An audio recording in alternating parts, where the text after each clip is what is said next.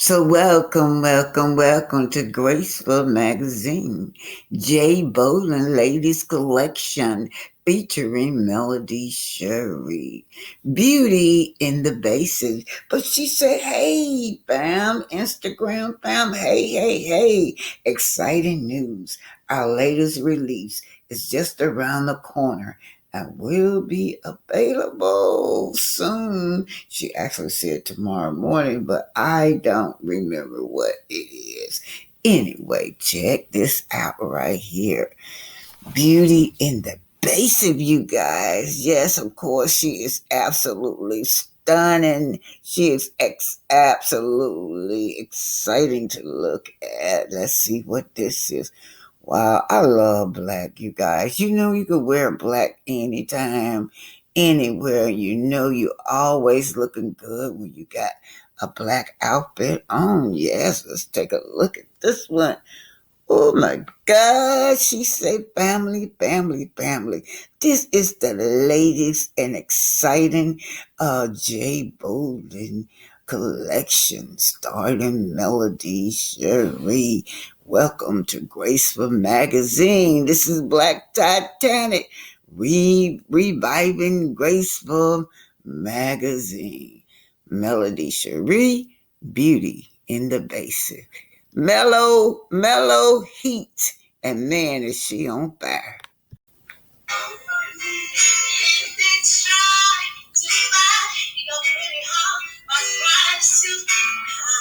Well, today is the day we have been waiting for. Graceful Magazine by Oma. Yes, Black Titanic decided to bring out her magazine that had when was dead but now recruited.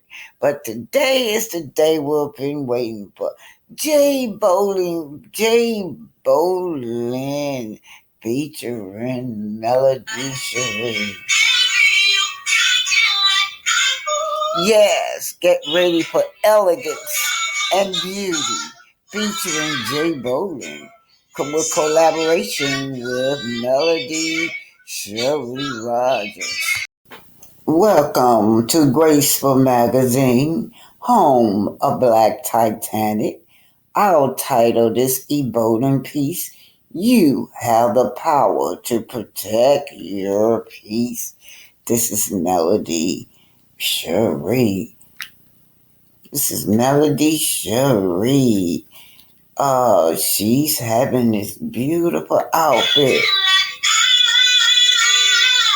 Swag. Ain't this swag, you guys? Yes. Elegant swag and lovely. Yes. You have the power to protect your peace.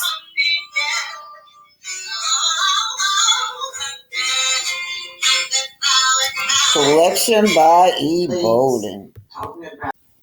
Hey, says Melody. Our latest release is just around the corner and will be here tomorrow. This is another J Bolin collection in collaboration with Melody. Indeed, this is the mellow heat. Lord, she is on fire.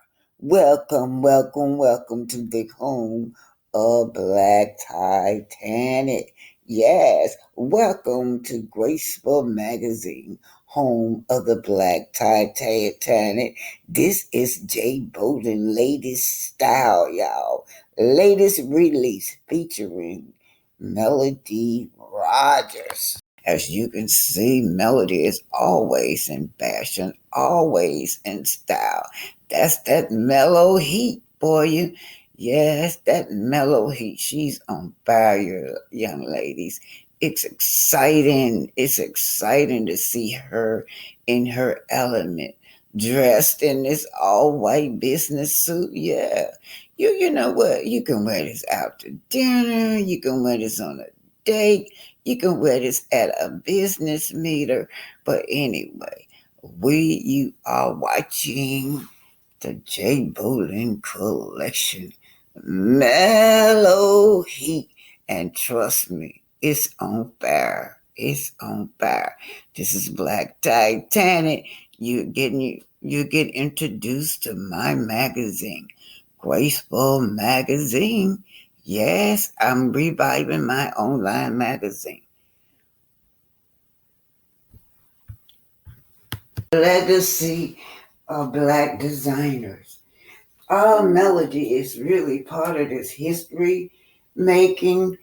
And she is the daughter of our ancestors that opened the doors for young people like Melody and jbolin to come in and with their fashion design, their unique fashion design. But we're going to honor and celebrate Ann Lowe, our ancestors. Yes, you guys, she made Jackie Kennedy wedding dress. You know, the First Lady Jackie Kennedy, President Kennedy wife. Also, she sewed for those little bitty skimpy play bunny costume. The little play bunny skimpy little bathing suit. She's popular for that. And back in the day, every celebrity on the A-list she sold for, and especially all the black celebrities and all the white socialites. Let's take a look and honor uh, Ann Lowe. Let's see. Let's go. Let's do this tonight. Ann Lowe.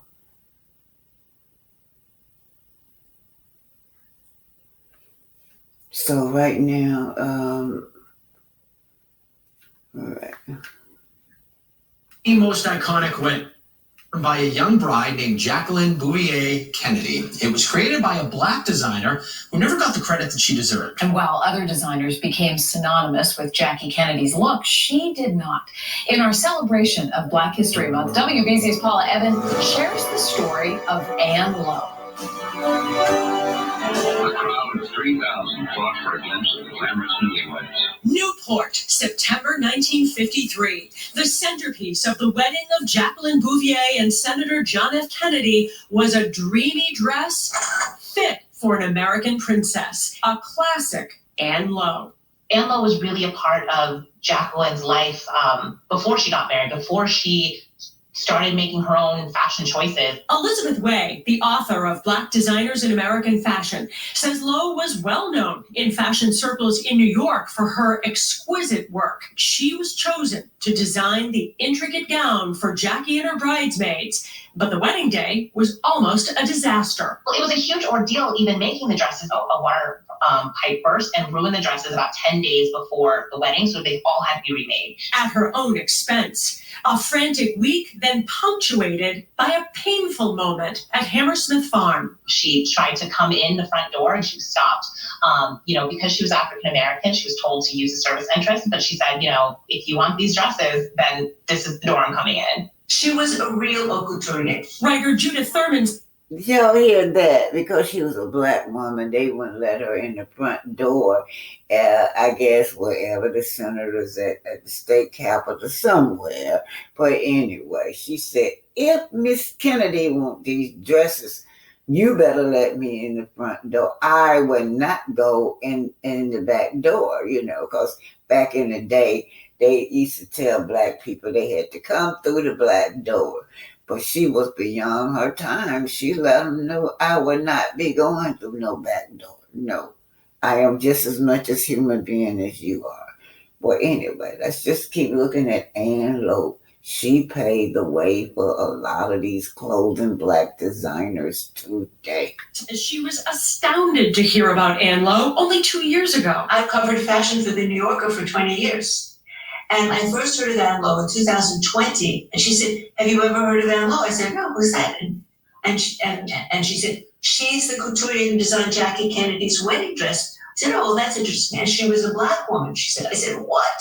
Thurman wrote about Lowe's nickname, Society's Best Kept Secret. She was the best kept secret because she was a bargain. She didn't stand up to them. She didn't dare ask for what her work was actually worth. It's the work of Black fashion curators and historians that have brought her back to the public eye. By today's standards, she would be a household name like Vera Wang. Well, absolutely. I do think that, the fact that she was black, the fact that she was not kind of connected to a design house, I think these all played into factors in kind of keeping her name under wraps. And Elizabeth Way is curating an exhibition of the work of Ann Lowe at the Winterthur Museum in Delaware next year. A recreation of Jackie's Ann Lowe dress will be part of the display. And David and Lisa, interesting story. She became ill and had medical issues and bills mounted. She owed a massive amount of money to the IRS. An anonymous donor paid off that debt. And Ann Lowe always told people she believed it was Jackie Kennedy who paid the debt. Wow, well, she was clearly extraordinarily talented, and it's wonderful to be finding out about her now. Yeah, I love stories like this because people don't know. This is still the story of Ann Lowe, but we're focusing behind Jackie Kennedy's iconic wedding dress. This is by the Thing's celebrity. There's much more to the story of this dress. An influencer for the ages, the socialite and First Lady was a trendsetter for American women's fashions through the 1950s and 60s. Jackie Kennedy's incredible style had a massive impact, which is why the surprising story of her supposedly fairy tale wedding dress by a Black designer is that much more intriguing. The gown has become a symbol of blended and hidden histories, telling the parallel stories of two women from very different worlds. In September 1953, they were married at St. Mary's Church in Newport, Rhode Island. With its flattering portrait neckline, ivory silk taffeta, full bouffant skirt, and spectacular ruched bodice, Jackie Kennedy's wedding gown instantly became the style that women everywhere requested and desired for their big day. It featured intricate and delicate details laid into over 50 yards of flounces. The dress was adorned with hundreds of wax flowers. On the day of her wedding, Jackie completed her look with a pearl choker, a diamond bracelet, white gloves, and a long rose point lace veil that had been worn by her grandmother. The heirloom veil, with its stunning vintage design, sat on top of a tiara made of lace and orange blossoms. Jackie's bouquet was made up of pink and white spray orchids and gardenias. The look was topped off with Jackie's Von Clevenaar Pels engagement ring, which featured a 2.88 carat diamond and a 2.84 carat emerald. Every girl needs a little sparkle. 24-year-old Jacqueline Bouvier and the future U.S. President, 36-year-old John Fitzgerald Kennedy, were married on September 12, 1953, in front of more than 800 guests in Newport, Rhode Island at St. Mary's Roman Catholic Church.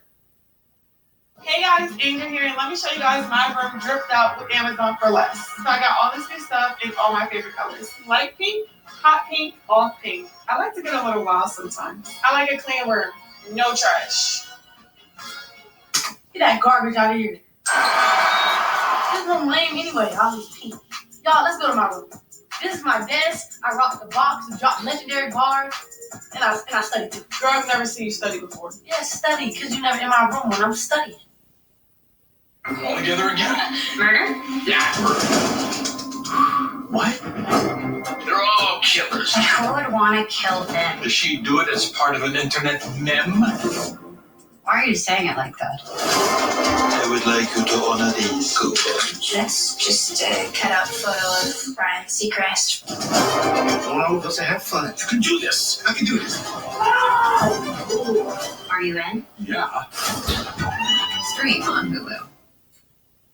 Church. There were so many guests that it took the then U.S. Senator and the new Mrs. Kennedy hours to greet and shake everyone's hands. Afterwards, thousands of people gathered outside barricades to offer enthusiastic well wishes to the newlyweds. Friends and family of the high society couple who were close enough to get a good look wondered who had been graced with the opportunity of crafting the beauty's gorgeous gown. On September 13th, a black and white photo of the couple was published on the front page of the New York Times. The bride was half hidden behind her new husband, and her dress was not done justice by the shot, much of course to the dismay of the massively talented designer Ann Lowe.